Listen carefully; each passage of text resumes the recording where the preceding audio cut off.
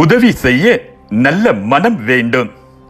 அன்பார்ந்தவர்களே, ஒரு வயதான தம்பதியர் அடுக்குமாடி குடியிருப்பில் வசித்து வந்தனர். தம் வீட்டை மாற்ற விரும்பிய அவர்கள் அந்த அடுக்குமாடி குடியிருப்பிலேயே மற்றொரு வீட்டை தெரிந்தெடுத்தனர்.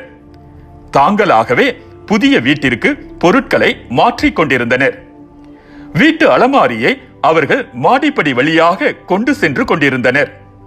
அது மிகவும் எடை உள்ளதாக இருந்ததால் அதை படியிலேயே வைத்து உதவிக்காக காத்திருந்தனர். அப்போது அங்கு வந்த ஒருவர், நான் உங்களுக்கு உதவி செய்கிறேன், மூவரும் சேர்ந்து தூக்கி செல்வோம் என்றார். சரி என மூவரும் சேர்ந்து அலமாரியை தூக்கினர். சிறிது நேர முயற்சிக்கு பிறகு அலமாரியை சிறிது தூரம் கூட அவர்களால் நகர்த்த முடியவில்லை.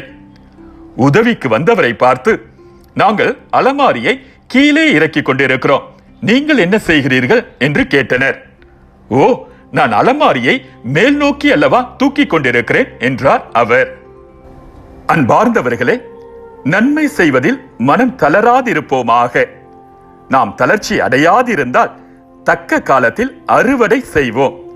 புனித பவுலடியார் கலாத்தியருக்கு எழுதிய திருமுகம் 6ஆம் அதிகாரம் 9வது இறைவசனம்.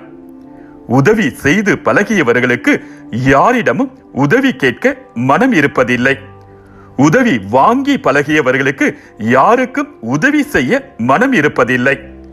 தேவைப்படும் போது கொடுப்பதுதான் உதவி, இருக்கும்போது கொடுப்பது பிச்சை.